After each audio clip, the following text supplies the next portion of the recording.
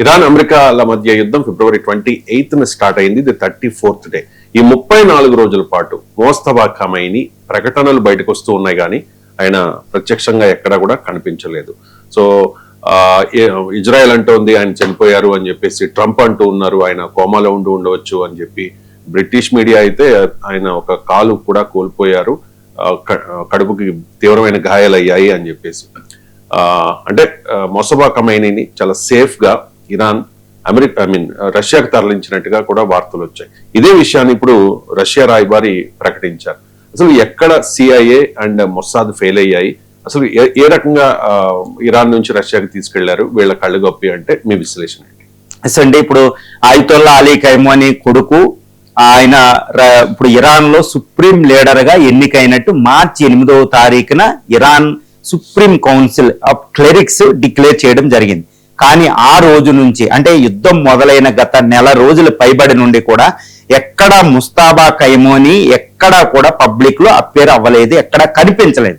కాబట్టి అమెరికా అధ్యక్షుడు రీసెంట్ గా డొనాల్డ్ ట్రంప్ ఏంటంటే తన ట్రూత్ సోషల్లో ముస్తాబా ఖైమానీ చనిపోయే అవకాశాలు పుష్కలంగా ఉన్నాయి, ఇంకా ఆయన బతికుండి లేడు అని చెప్పింది. ఈవెన్ ఇజ్రాయెల్ కూడా అదే మాట్లాడడం జరిగింది, బ్రిటిష్ పత్రికలు కూడా అదే మాట్లాడడం జరిగింది, యూరోపియన్ పత్రికలు అయ్యా అంటుంది, ఈవెన్ అల్ జజీరా కూడా ఒక స్పెక్యులేషన్ అనే దాన్ని నమ్మడం జరిగింది. సో ఇలాంటి పరిస్థితుల్లో ఒక సంచలనమైన స్టేట్మెంట్ ని ఇరాన్ లో రష్యా రాయబారి రిలీజ్ చేయడం జరిగింది. ఆయన ఏమంటున్నాడు, రష్యా రాయబారి చక్కగా ఈ ముస్తాబా ఖైమానీ ప్రస్తుత supreme leader of the Islamic republic of Iran చాలా క్షేమంగా పుతిన్ దగ్గర సేఫ్ గా ఉన్నారు. ఈయన అంటే ఇక్కడ టెహరాన్, ఇరానియన్ రాజధాని టెహరాన్ నుంచి మాస్కోకి ఎయిర్ లిఫ్ట్ చేయబడ్డాడు అనేది ఆయన ప్రకటించడం జరిగింది. ఎందుకంటే ఫిబ్రవరి 28 జరిగిన దాడిలో ఆయన ఆ ప్రాంతంలోనే ఆ కాంపౌండ్ దగ్గర ఉన్న ముస్తాబా ఖైమానీ గాయపడ్డారు.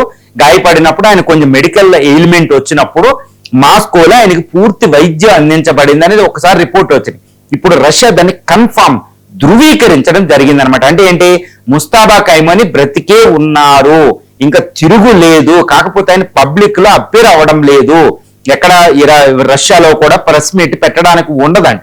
ఎందుకంటే ఇంకా ఆయన రష్యా ఏంటంటే అంతగా ఒత్తిడిని కోరుకోవడం లేదా ప్రపంచ వ్యాప్తంగా, కాబట్టి అక్కడ పబ్లిక్ అపియరెన్స్ లేదు, అదొకటి. తర్వాత ఇరాన్ లో వచ్చి ఆయన సేఫ్ గా ఉండడానికి అక్కడ మొసాద్ సిఐ ప్రయత్నం చేస్తే ఆయన అంతమొందించడానికి, కాబట్టి ఆయన పబ్లిక్ అపియరెన్స్ సెక్యూరిటీ పర్పస్ లో లేదు రష్యా దౌత్య విధానం పరంగా, కాబట్టి ఆయన బ్రతికే ఉన్నాడని రష్యా చెప్పడంతో ఇంకా ఇలాంటి అన్ని యొక్క వాటికి చెక్ పెట్టినట్టు అయింది. అంటే ముస్తాబా ఖైమానీ బ్రతికే ఉన్నారు, నెతన్యాహు బ్రతికినట్టు, కాబట్టి ఆయన రష్యా సేఫ్టీ. కాబట్టి ఇప్పుడు ఇజ్రాయలీ మొసాదు, అమెరికన్ సిఐలు, అమెరికన్ ఆర్మీ, ఇజ్రాయెల్ ఆర్మీ ఏ విధంగా కూడా ముస్తాబాను చంపలేవు. ఎందుకంటే మాస్కో అంటే ఒక ఫోర్ట్రెస్ అనమాట, సెక్యూరిటీ, అది కూడా పుతిన్ దగ్గరలో ఉండడం అంటే అంత ఈజీ కాదనమాట.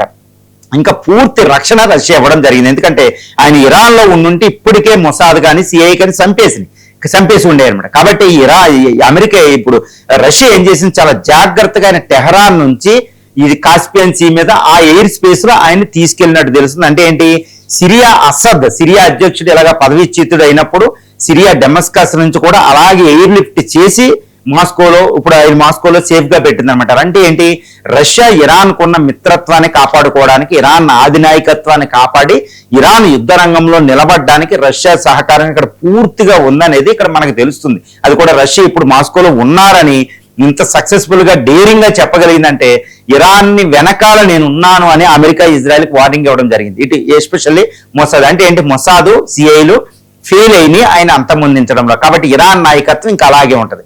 మరి ఎందుకు రష్యా ఇప్పుడు ఎందుకు స్టేట్మెంట్ ఇచ్చిందంటే ఒకటి గుర్తుపెట్టుకోవాలి, గత నెల రోజుల నుంచి ముస్తాబా ఖైమానీ కనపడడం అంటే ఈయన చనిపోయారు అనేది బలంగా అయ్యింది. అంటే అక్కడ ఇరాన్ లో కూడా ఐఆర్జీసీ యొక్క స్పిరిట్ అనేది వాళ్ళ సంకల్పం తగ్గిపోద్ది అనమాట, లీడర్ చనిపోయారని. ఇరానియన్ ప్రజలకు కూడా ఇది ఒక మెసేజ్, 9 కోట్ల మంది ఇరానియన్ ప్రజలకి ఓకే మా నాయకుడు బతుకున్నాడని. ఐఆర్జీసీకి ఒక స్పిరిట్ అనమాట యుద్ధంలో. తర్వాత ఇజ్రాయెల్ అమెరికాలకి పెద్ద వార్నింగ్, ఈయన నిర్ణయాలు తీసుకుంటున్నారు అని ఆయన ప్రెస్ స్టేట్మెంట్లు ఇస్తున్నారు, ఎప్పటికప్పుడు గల్ఫ్ దేశాలకు వార్నింగ్ ఇస్తున్నారు. కాబట్టి యుద్ధాన్ని నడపాలి అంటే ఇటు ఇరానియన్ ప్రజలు, ఇరానియన్ ఆర్మీ, ముఖ్యంగా ఐఆర్జీసీకి ఆయన మెసేజ్ ఇచ్చినట్టు అయిందనమాట. కాబట్టి ఆయన బ్రతుకున్నారనే ఒక దృఢాన్ని అంటే కన్ఫర్మ్ చేస్తూ రష్యా ప్రకటించాలో అంతరార్థం అనేది మనం చెప్పుకోవచ్చు. అంటే మరి పీస్ డిస్కషన్ ముందుకెళ్తాయి అంటే రష్యా ఇన్వాల్వ్ అవుతేనే పీస్ ముందుకెళ్తుంది. అనేది ఇక్కడ అర్థమవుతుంది. రష్యా చాలా కీలక పాత్ర వహించబోతుంది అన్నట్టు కూడా రష్యా ఇటు గల్ఫ్ దేశాలకి ఇటు అమెరికాకి వార్నింగ్ ఇచ్చినట్టు కూడా దీన్ని బట్టి తెలుస్తుంది. కాబట్టి ఇరానియన్ లీడర్షిప్ ఉన్నారు కాబట్టి మళ్ళీ ఇంకొకటి ఇరాన్ లో ఇప్పుడు లీడర్షిప్ కోసం స్ట్రగుల్ మొదలైంది, కొట్టుకుంటున్నారు వాళ్ళు అన్నట్టు ట్రంప్ మాట్లాడుతున్నాడు. అలాంటిది ఏమీ లేదు. సుప్రీం లీడర్ కొత్తగా ప్రకటించిన సుప్రీం లీడర్ ఉన్నారు అని ఇరాన్ లో ఎవరైనా తిరుగుబాటు ఇలాంటి ఆలోచనలు ఉన్న వాళ్ళని కూడా చెక్ పెట్టినట్టయింది అనమాట. ఒక అద్భుతమైన దౌత్య విధానంలో భాగంగా ఈ రోజు రష్యా ఇరాన్ కలిసి ఆయన బ్రతికే ఉన్నాడని ప్రకటించడం జరిగింది. ఇది ఇరాన్, అమెరికా, ఇజ్రాయెల్ యుద్ధ తంత్రాన్ని మార్చబోతుంది రానున్న రోజుల్లో.